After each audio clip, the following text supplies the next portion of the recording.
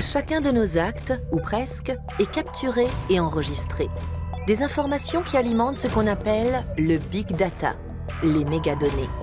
Par le biais de formules mathématiques, il permet d'identifier et d'analyser nos schémas comportementaux. Mais ce n'est pas tout. Il peut aussi prédire l'avenir. Bienvenue dans Xenius. Salut! Aujourd'hui, nous avons les yeux rivés sur le futur. Le futur numérique. Nous allons parler du Big Data. Cette gigantesque masse de données informatiques va exercer une influence croissante sur notre vie. Elle permet aux entreprises d'anticiper nos habitudes, nos comportements et même nos besoins. Que va-t-il se passer dans les 5 ou 10 ans à venir? Des experts en données vont nous répondre. Je vais moi-même me soumettre à un test grâce à une application smartphone qui analyse les données d'utilisation. Je suis curieux de voir ce qu'elle dévoile à mon sujet. Mais d'abord, découvrons cette discipline encore toute jeune, la science des données. Que nous le voulions ou pas, nous vivons en pleine révolution. Une révolution appelée Big Data. En 2013, nous avons produit une quantité de données numériques égale à la somme de toutes les données de l'histoire de l'humanité. Près de 4,5 milliards de téraoctets. Et chaque jour, 2,5 millions de téraoctets viennent encore s'y ajouter. À l'intérieur de nos smartphones, de nos véhicules et de nos ordinateurs, capteurs et caméras enregistrent notre localisation et toutes nos activités. Cette explosion de données modifie radicalement notre vie. Texte, photos, voix et même son, désormais, tout peut être converti en chiffres. Les scientifiques sondent ces masses de données de façon ciblée pour calculer l'avenir en se basant sur le passé. C'est ce qu'on appelle l'analyse prédictive. Analyser les données et établir, grâce à elles, un pronostic sur l'avenir. C'est ça l'analyse prédictive. Et ce n'est pas de la science-fiction, c'est déjà bel et bien une réalité. Collecter des masses de données et les stocker, ce n'est pas le plus dur. Le défi, c'est plutôt de réussir à analyser rapidement toutes ces informations. Pour cela, on utilise des algorithmes. Un algorithme, ce n'est rien de plus qu'une suite d'instructions permettant de résoudre un problème. Un peu comme une recette de cuisine. Par exemple, si on donne à une machine cet ordre simple, fabrique un hamburger, elle aura besoin d'un algorithme, une recette de cuisine. Avec les mêmes ingrédients, on fabriquera toujours le même hamburger. Mais si le problème posé devient plus complexe, par exemple rassasier une personne, il faut que l'algorithme soit lui aussi plus complexe. La machine doit aussi connaître la recette des frites, par exemple, et savoir comment réagir si la personne est végétarienne. Et les algorithmes sont aussi capables d'apprendre. Ils peuvent établir des liens et faire des déductions. Par exemple, on sait grâce à eux que le samedi, les gens mangent moins de hamburgers, mais plus de frites. Ces algorithmes peuvent prédire à quel point un événement est susceptible de se produire. La police de Santa Cruz, en Californie, a décidé d'en tirer parti. C'est en Californie qu'est née l'analyse prédictive. Ici, à Santa Cruz, ces prédictions ne sont pas seulement théoriques. La police locale combat les crimes avant même qu'ils ne soient commis. Depuis juillet 2011, les policiers utilisent un logiciel appelé PredPol pour Predictive Policing. Sa mission, prédire la date et le lieu des crimes à venir.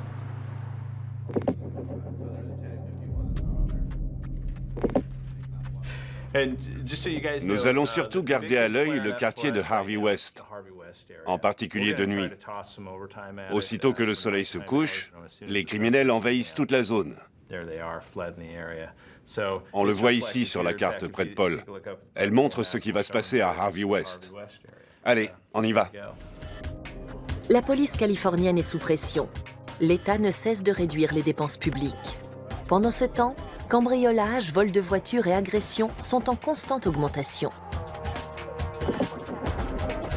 Voici la solution trouvée par les services d'ordre de Santa Cruz. Ce n'est plus le chef de la police qui décide où envoyer les patrouilles, mais un logiciel développé à l'université de Santa Clara, au sud de San Francisco, entre autres par le mathématicien George Moeller. Pour prédire le lieu où un crime va se produire, l'algorithme est toujours 2 à 3 fois plus précis que l'analyse humaine.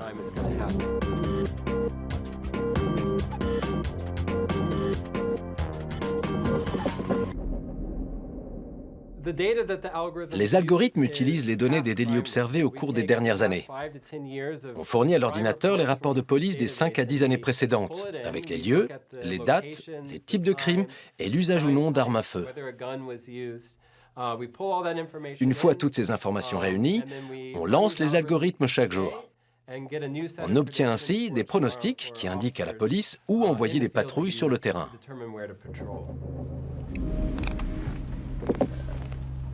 Santa Cruz Charlie 113, I'll be out with 184.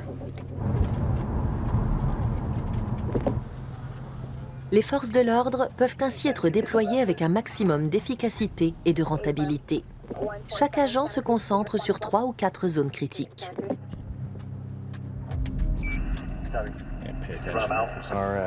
Les points chauds du jour sont indiqués sur cette carte. Je vais vous montrer. Grâce à Predpol, je peux pointer vers ces carrés. Et le logiciel me montre à quoi il faut s'attendre au cours de cette journée. On va aller faire un tour du côté de Harvey West. Ensuite, on ira dans les quartiers sensibles près de la plage.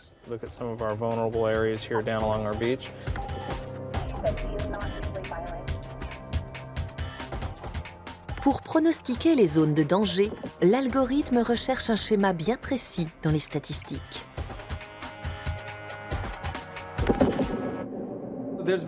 Selon des études, certains types de crimes font boule de neige. Ils se propagent comme un virus.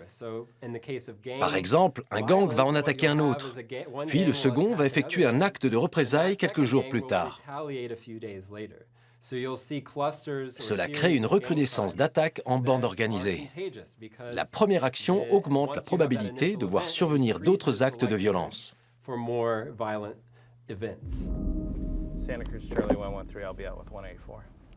Les gangs sont en grande partie responsables des crimes commis à Santa Cruz, en particulier des actes de violence et des délits liés à la drogue. À l'un des endroits prédits par le logiciel, la patrouille tombe sur le membre d'un gang bien connu et décide de le filer. Les collègues les plus expérimentés se sont montrés très sceptiques au début. Selon eux, ce programme ne pouvait pas prévoir mieux qu'eux les crimes dans nos quartiers. Mais Steve Clark sait que les chiffres sont de son côté.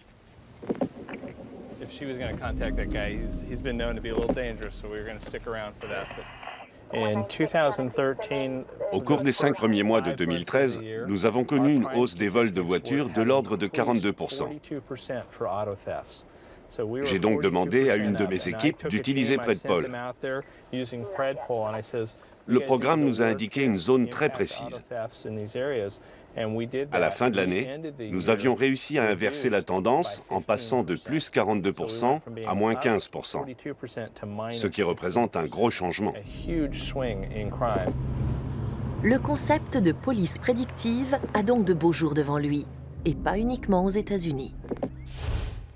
Effectivement, aujourd'hui, les polices suisses et allemandes ont elles aussi recours à des programmes similaires. Et la France compte aussi s'y mettre. Mais si statistiquement parlant, le taux de criminalité baisse, des chercheurs français ont constaté une chose. En fin de compte, tout ce que ce logiciel indique, c'est que les actes criminels vont se produire aux endroits où se concentre la criminalité. Pour en savoir plus sur la prédiction numérique, j'ai décidé de me soumettre à une expérience avec le smartphone que voici. En ce qui me concerne, il ne s'agit pas de crime, mais d'un algorithme développé ici, à la clinique universitaire de Bonn. Le professeur Thomas Schlepfer veut identifier les maladies psychiques à un stade précoce, bien avant qu'elles se déclarent. Il a participé au développement d'une application capable de prédire la survenue d'une dépression. Il existe déjà des applications pour le diabète et les troubles de la thyroïde. Pourquoi une application pour détecter la dépression ? Quand on est psychiatre, pour évaluer le niveau de dépression d'un patient, on s'entretient avec lui. Et en quelques minutes, on peut se faire une idée assez précise. Mais cette évaluation se base sur un moment seulement. Pour de nombreuses raisons, entre autres scientifiques, il est important de savoir comment se déroule une journée. La dépression se manifeste souvent par un abattement matinal. Et ce genre d'application permet de le relever facilement. C'est très intéressant et cela peut avoir un impact sur le traitement.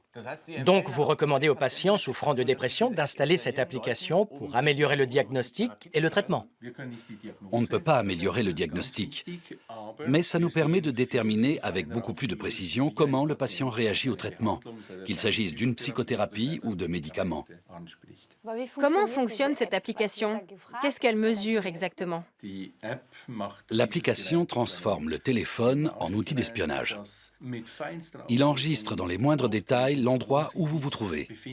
Si vous êtes en voyage, si vous bougez, à quelle fréquence vous communiquez, combien de fois vous chattez sur WhatsApp, Skype, etc. Ces données sont différentes chez une personne atteinte de dépression. La dépression est une maladie qui prive les gens de toute initiative. Ils communiquent moins, bougent moins. Depuis peu, nous nous intéressons aussi aux intonations de voix. Les dépressifs ont des intonations très différentes et nous pouvons les mesurer lors des conversations téléphoniques. Cette appli ne remplace pas le médecin quand même. Non. Un jour peut-être. Mais nous n'en sommes pas encore là, et de loin. Pour l'instant, nous essayons d'affiner nos traitements et nos diagnostics grâce à ces données. Cette application ne nous dit pas si une personne souffre de dépression ou non. En revanche, chez les patients dépressifs, elle nous aide à détecter l'évolution sur une journée, une semaine ou un mois. Combien de données avez-vous par jour et par patient? Des centaines de milliers de points de données que nous concentrons pour en tirer des informations. J'ai testé cette application au cours des dernières semaines et je suis pressé de savoir ce qu'elle va révéler sur moi. L'analyse de mes données, c'est tout de suite après ça. De toutes les entreprises qui surveillent notre vie privée, Google est certainement la plus curieuse. C'est le premier groupe à avoir collecté et analysé les données Internet de manière systématique. Les procédés d'analyse et les algorithmes de la firme californienne sont réputés pour être les meilleurs au monde. Ils sont parfois modifiés plusieurs fois par jour. Depuis la fondation de Google en 1998, le groupe stocke toutes les recherches et comptabilise l'occurrence de chaque mot-clé. Cela permet par exemple de calculer où et quand une épidémie de grippe risque d'éclater.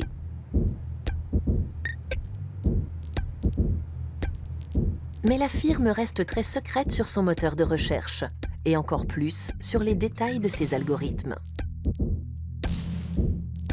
Ce n'est pas le cas de cette équipe de chercheurs de Zurich et Berlin. Ces scientifiques ont également développé un algorithme en mesure de calculer la propagation des maladies infectieuses.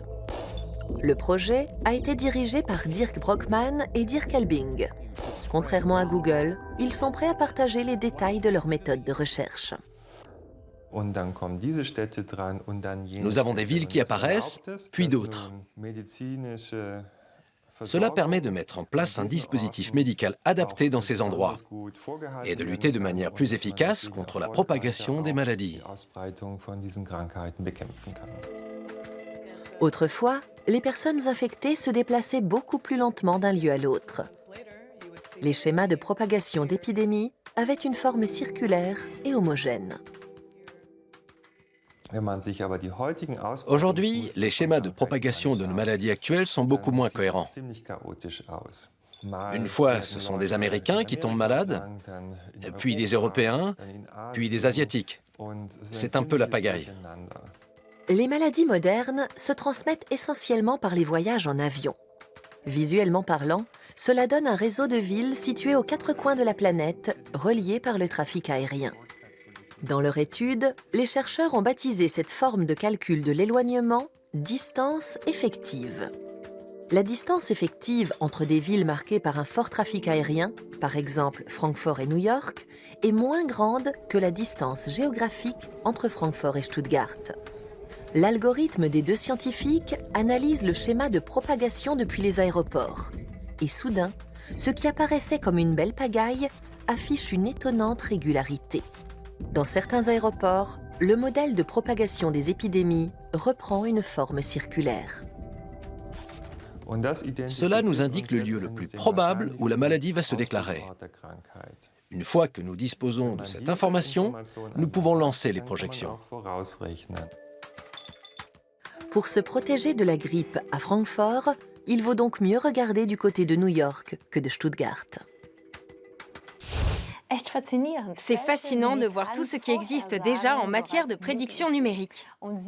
Et ces dispositifs sont encore plus rapides et efficaces que les systèmes qu'utilisaient jusqu'à présent l'OMS et les autorités sanitaires nationales.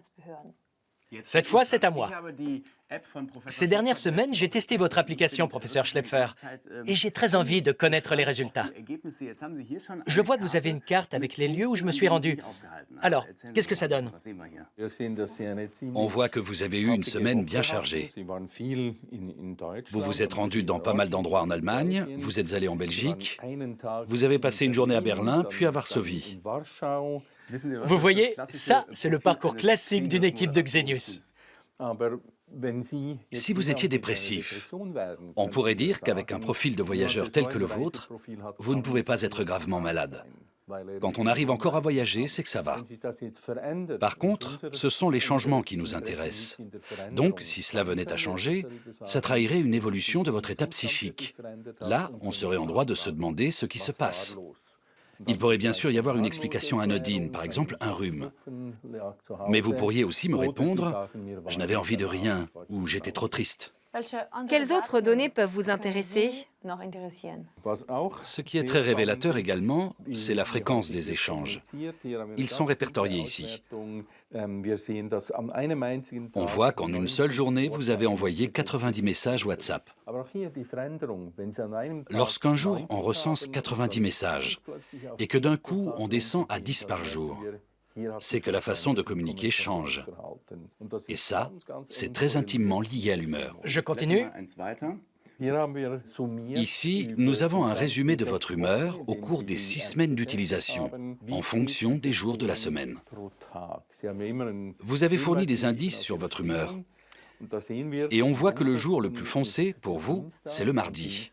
Le mardi, vous êtes systématiquement de moins bonne humeur. Dire qu'on se plaint toujours des lundis. On a un gros scoop pour vous. En réalité, le pire jour de la semaine, c'est le mardi.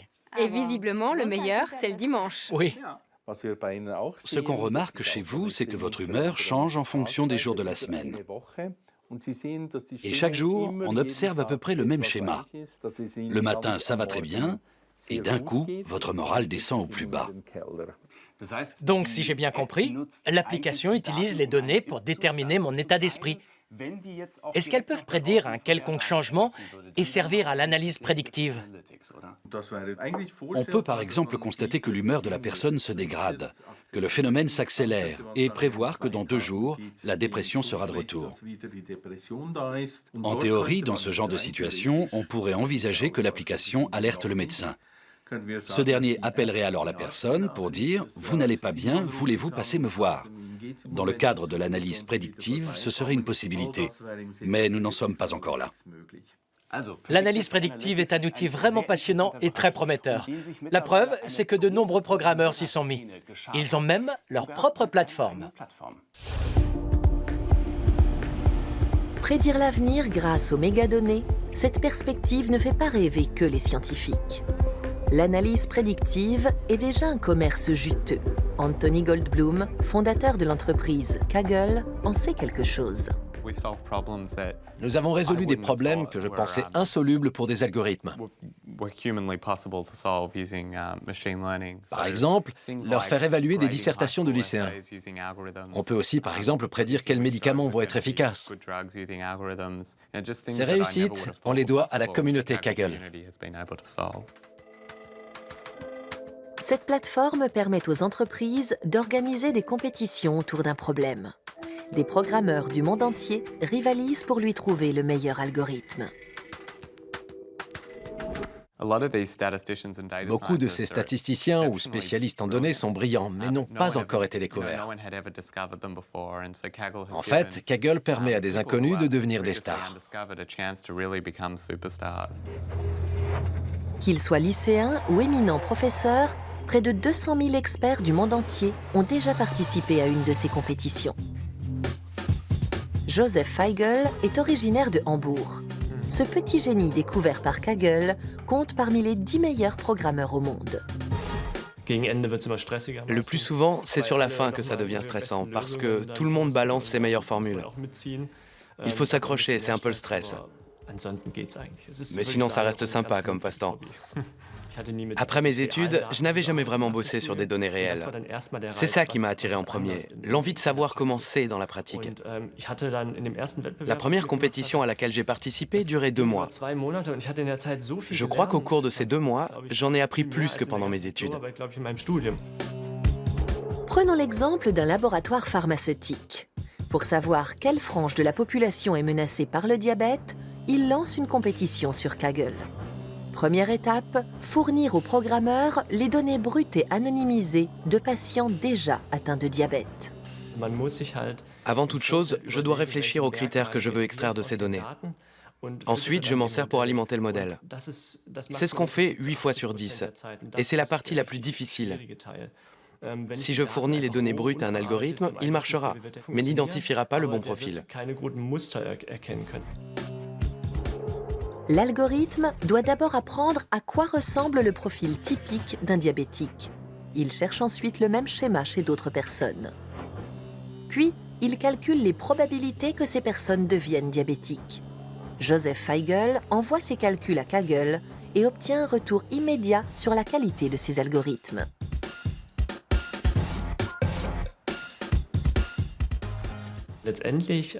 Il faut bien garder en tête que les algorithmes ne fournissent que des probabilités. Même si un algorithme est sûr à 97%, il peut quand même se tromper.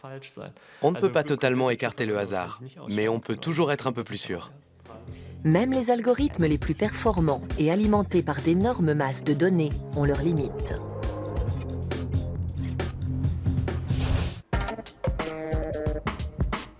Le professeur Alexander Markovets a largement contribué au développement de l'application qui analyse l'évolution de la dépression. Professeur Markovets, il existe un rapport de confiance entre médecins et patients. Il est d'ailleurs inscrit dans la loi. Mais avec ce genre d'application, n'y a-t-il pas un risque que des informations sensibles soient dérobées ou vendues? Ce rapport de confiance doit continuer d'exister, et c'est vers cela que nous tendons. La médecine et la psychiatrie ont toujours collecté des données, et la question est aujourd'hui de savoir dans quel but. Il faut que ce soit clairement établi. Le serment d'Hippocrate ne doit pas s'offrir de ce dispositif, il doit aider les patients, rien d'autre. Se posent alors 2 questions. La première, que se passe-t-il si ces données sont volées? Et la deuxième, que faire si elles sont utilisées de façon malveillante? Il faut donc sécuriser davantage le système. Et c'est ce que vous faites. Absolument. On utilise la même technologie de sécurisation que pour les banques ou le shopping en ligne. La technologie que nous développons peut être récupérée à des fins criminelles, pour commettre des actes répréhensibles. Mais c'est également un outil qui peut sauver des vies. Il en a toujours été ainsi en médecine. Il faut peser le pour et le contre. Rien que le fait de collecter des données, ça pose déjà problème. Le problème, en réalité, c'est qu'il n'y a aucune différence entre les données médicales et non médicales. À partir des informations contenues dans un smartphone, je peux savoir à quelle fréquence son propriétaire communique avec les autres ou s'il est très malade ou pas. En clair, il n'y a pas de données totalement anodines. La question n'est donc pas tant de savoir quelles sont les données collectées, mais plutôt l'usage qu'on en fait. Dans quelle mesure a-t-on le droit de les utiliser ou pas? Là, il ne s'agit même plus de protection des données, mais de la protection de l'individu contre les décisions automatisées. Il existe déjà plein d'applications de self-tracking. Ce n'est pas risqué de devenir si transparent pour les entreprises? Il y a toujours un risque. Le modèle commercial du moment est totalement absurde. Prenons Google et Facebook. Je vous offre un service gratuit. Vous me confiez vos données, je les revends à un tiers, et c'est ce dernier qui récupère votre argent. Mais je ne sais pas comment, et vous non plus d'ailleurs, parce que cela peut se faire de façon un peu obscure. C'est ce modèle économique qui dessert fortement le concept de Big Data. On se dit que le Big Data, c'est juste un moyen de se faire plumer. Méga données, méga sous. Et vous, vous en pensez quoi? Dans 10 ans, quel sera le grand défi en matière de données? Notre monde est en plein changement. Ce n'est ni aux technologues, ni aux médecins de gérer cette transition. Il revient aux spécialistes des sciences humaines de transférer vers ce nouveau monde les valeurs que nous avons mises en place et avec lesquelles nous voulons vivre. Un grand merci à vous. Je vous en prie. Alors, que penser du big data? Est-ce une chance ou une malédiction? En fait, tout dépend de la façon dont cette technologie est utilisée. Moi, je suis pour qu'on réfléchisse à des règles claires. Que peut-on collecter? Que fait-on des données? Et surtout, à quel moment convient-il de les effacer? Et nous aussi, nous avons un rôle à jouer, notamment quand nous installons nos applications. Il faut faire attention à ce que nous autorisons. Après tout, notre vie peut tout à fait rester privée, même avec un portable en poche. À très bientôt. Salut.